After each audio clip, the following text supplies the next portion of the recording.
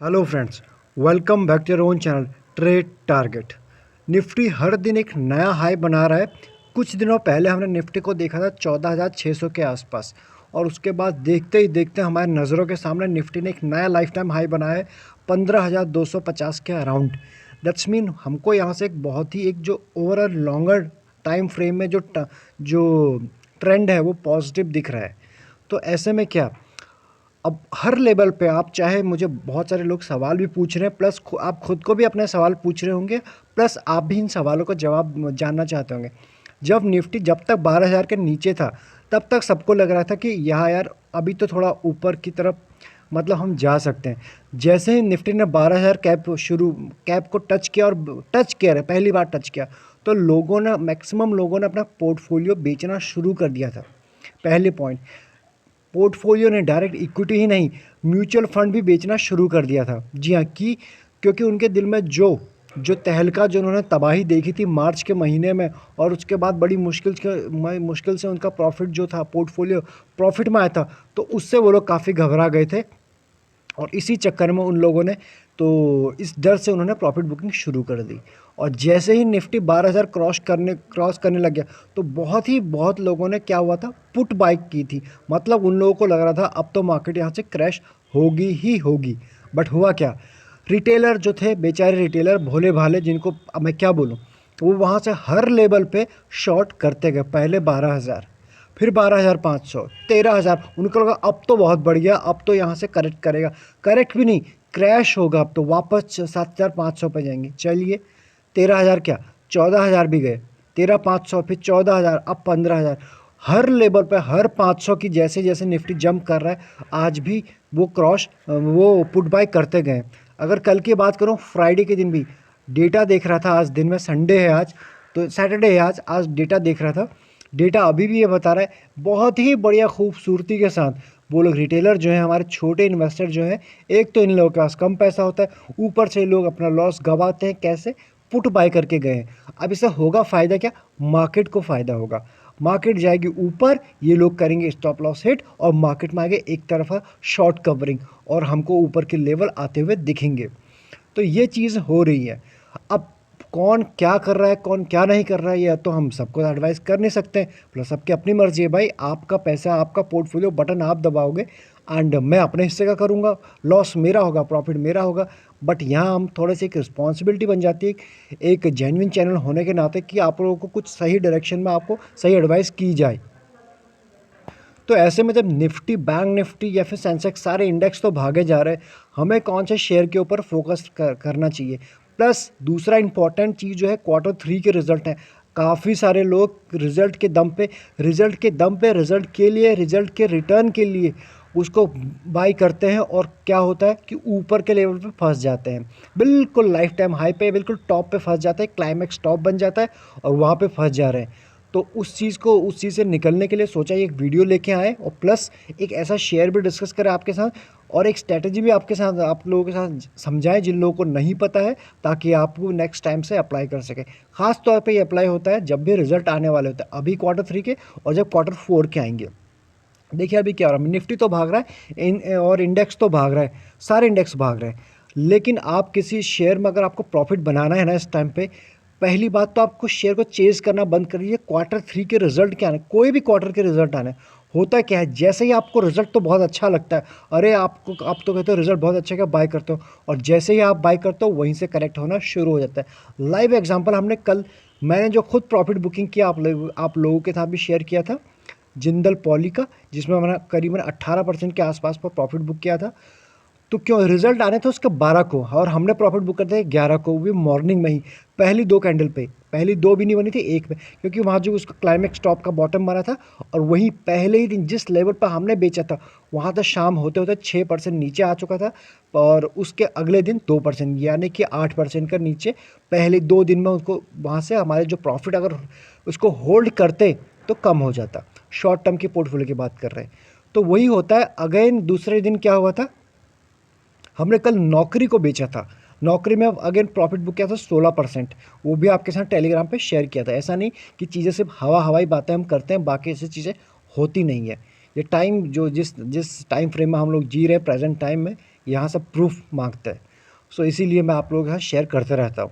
Second चीज़ है, कहते हैं ऐसे काफ़ी सारे शेयर में आपको होता रहेगा, तो ऐसे में क्या रिजल्ट तो अच्छे होते हैं लेकिन आप ऊपर के लेवल फंस जाते हैं। उसका रीज़न एक ही है, यार रिजल्ट अच्छे थे, अच्छे अच्छे आने वाले थे, इसीलिए तो मार्केट भाग रही थी। मार्केट हमसे 2 कदम आगे होती है, उसे दो चीज़ें पहले पता होती है जो हम लोग चार्ट या पेपर पर अब पढ़ेंगे। तो इसलिए वो इसीलिए भाग रही होती है कि इसके रिज़ल्ट एक्सपेक्टेशन अच्छे हैं तो वहाँ तक इसको जा सकता है। और जैसी वो चीज़ें हो जाती है, जैसे न्यूज़ फैक्टर, जैसे सब कुछ आ जाता है, बड़े बड़े न्यूज़ चैनल, बड़े बड़े टीवी चैनल या फिर पत्रिकाओं में, अखबार, पता नहीं कहाँ कहाँ, उस पर बाय की रेटिंग आ जाती है और शेयर बढ़िया तरीके से खूबसूरती से 5, 8, 7, 10%, 12% करेक्शन फेज़ में आ जाता है। और जब लोग सारे पैनिक हुए पड़ते हैं, स्टॉक बॉटम आउट हो चुका है, जब खरीदने के लेवल पे आ चुका है 200 डीएमए के आसपास या फिर 100, लोग वहाँ हाथ पैर फूलने लग जाते हैं, अरे ऊपर के लेवल से तो इतना करेक्ट हो जाए, बेकार शेयर है, ऐसे ऐसे गाली दे देते हैं। इस चैनल पे एटलीस्ट मैं तो नहीं दे सकता, तो आप समझ जाइए। तो ये सब चीज़ें नहीं किए करिए, या तो रिजल्ट आने दीजिए, आप सेफ इन्वेस्टर हो, उसके बाद आप आराम से उसको पोजीशन बना के, वो भी एटलीस्ट किसी ना किसी सपोर्ट पे ही बाई कीजिए। उड़ते हुए बिल्कुल किसी भी पक्षी को बिल्कुल ना पकड़े, तो हम सब के लिए बेहतर होगा।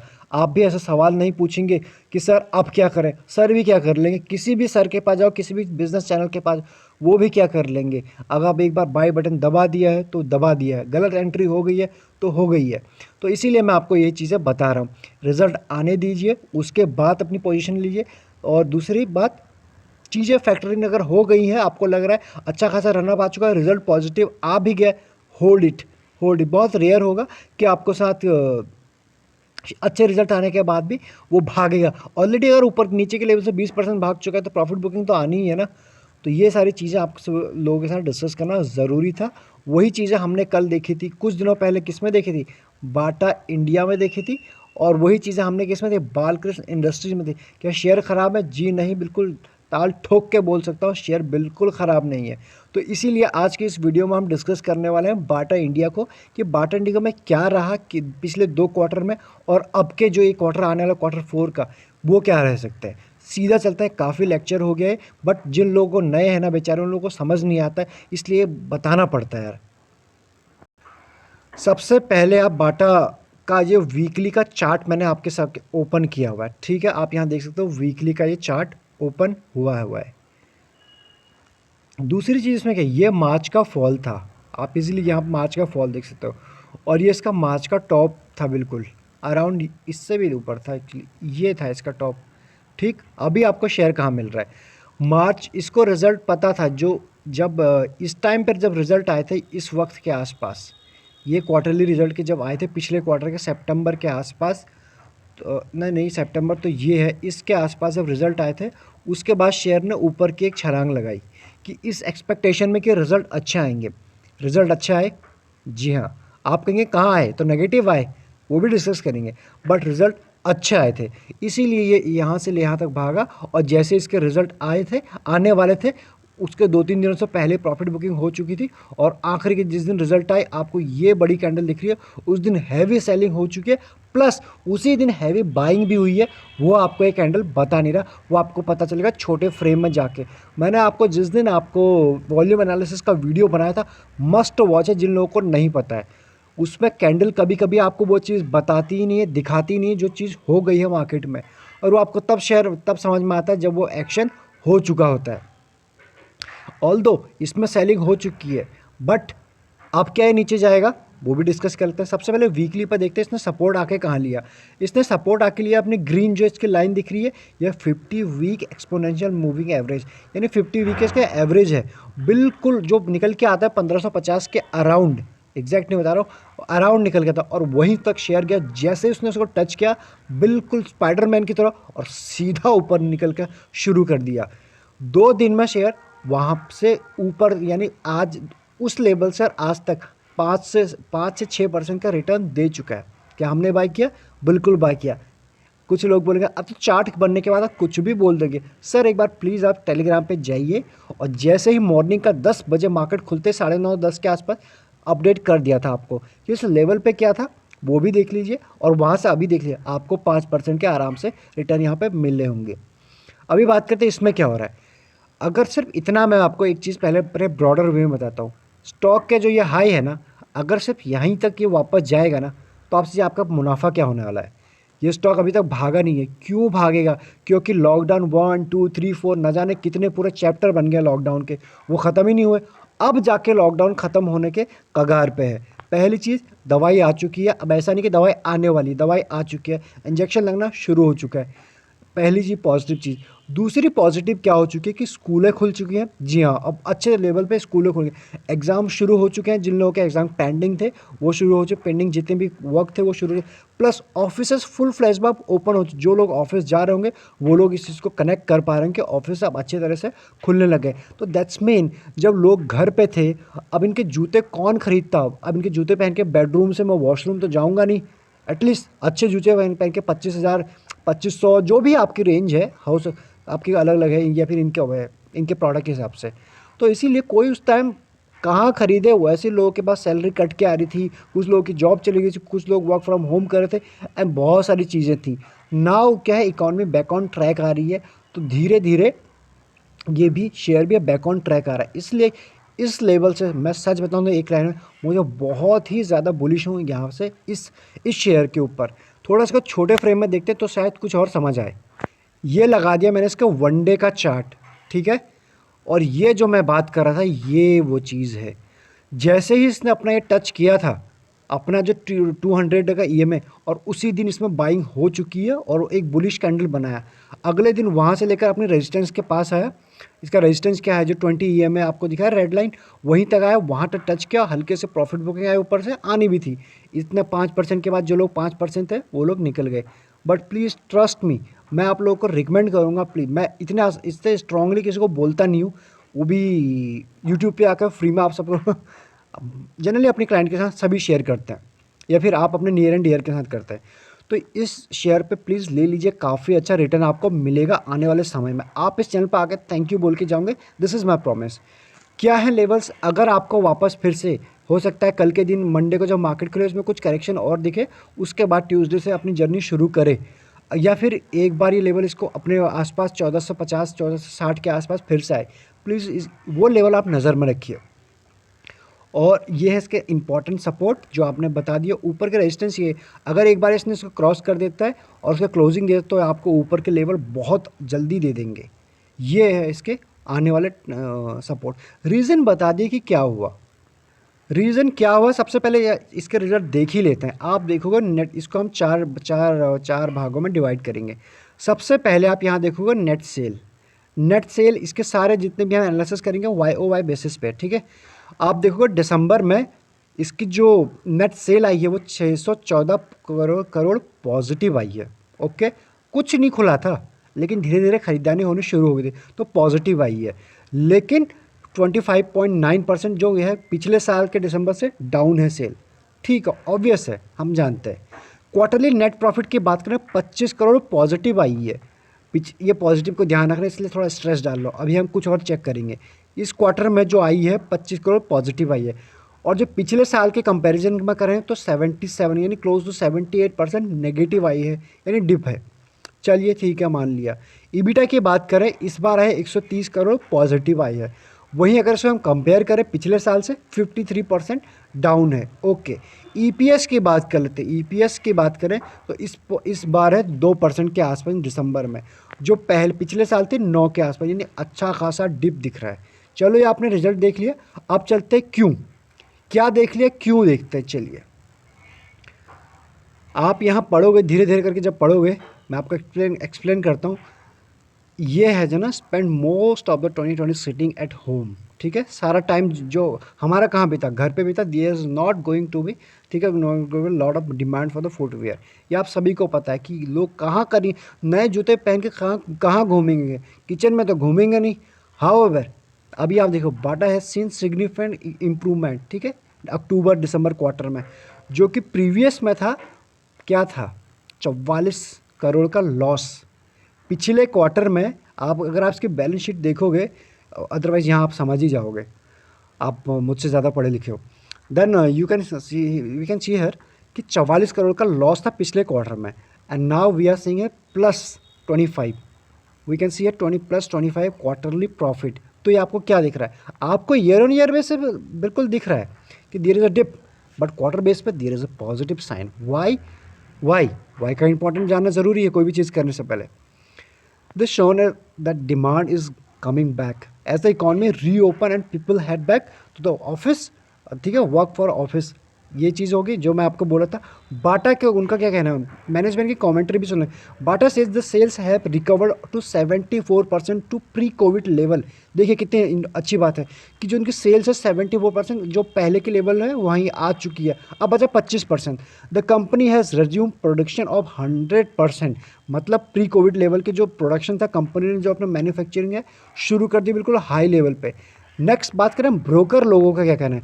एक ब्रोकर आप जानते हैं शेर खां हैं, उन्होंने जो टारगेट दिया 1765 का दिया हुआ है। वहीं जो दूसरे ब्रोकर हैं उन्होंने भी बाकी जितने भी है 1700। मेरा क्या मानना है, आपको आने वाले अगले क्वार्टर तक 1800 का लेवल आएगा, नहीं आएगा इस चैनल पर आके बोलना सर आपने बोला था 1799 रह गया 1800 नहीं आया, आएगा पक्का आएगा। चलिए आप एक नज़र डाल लेते हैं इसके जो वैल्यूएशन के ऊपर।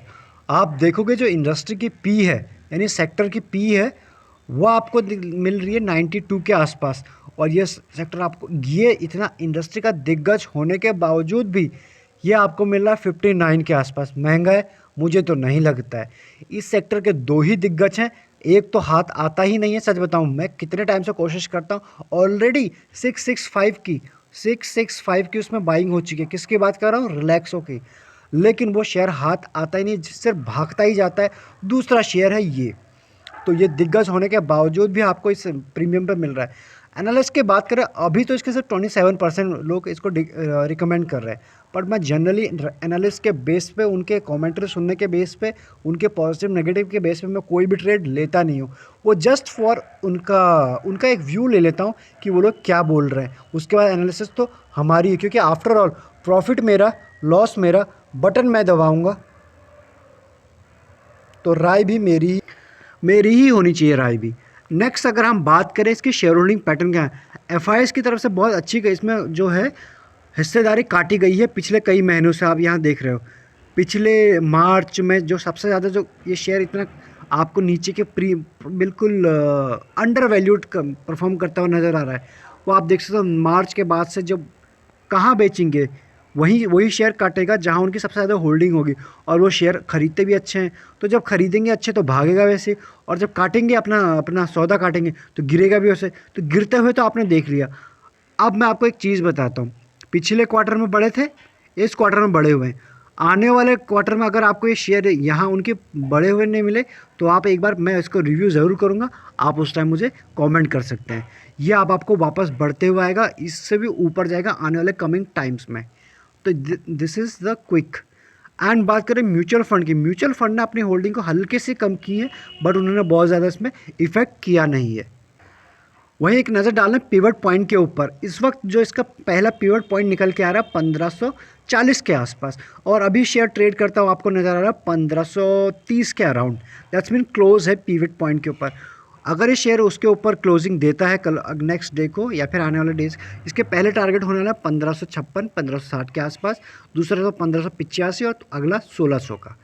नीचे जाता है तो 1510 आप देख सकते हैं, 15 और 1493 और 1464, ये एज पर पिवट पॉइंट है। ये आपको आने वाले दिन में दिखेंगे, आने वाले लेवल्स एंड सपोर्ट। बट यहाँ से बेयरिश होना है, इसके लिए बहुत ज़्यादा सही डिसीजन होगा नहीं। आप चाहें तो उसको धीरे धीरे करके एक्यूमुलेट कर सकते हैं। लेवल्स हमने डिस्कस कर दिया वीकली पे भी और डेली पे भी, बाकी मर्जी आपकी।